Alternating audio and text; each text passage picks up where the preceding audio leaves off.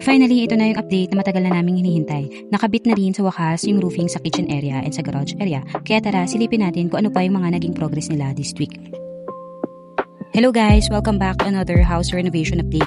Nasa week 5 na tayo and kahit short update lang ito, sobrang excited akong i-share sa inyo ang latest progress ng bahay namin.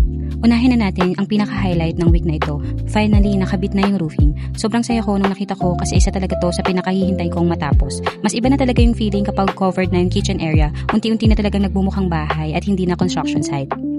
Aside from that, natapos na rin nila yung flooring dito sa kitchen area, pati na rin sa may garahe. O diba, bawat linggo, mas lalo nang nagkakaitsura yung renovation namin. Nakaka-excite isipin na ilang weeks na lang, baka ibang-iba na talaga yung itsura ng bahay. Sa loob naman, ongoing na yung paglalagay nila ng tile sa hagdan. Hindi pa kami pwedeng makaakyat sa second floor kasi hindi pa siya pwedeng tapakan. So, next visit na lang ulit natin makikita kapag okay na.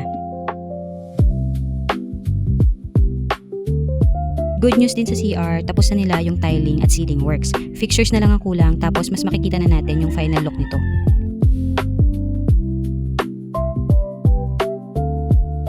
Overall, kahit short update lang itong week 5, happy pa rin kami sa mga naging progress nila.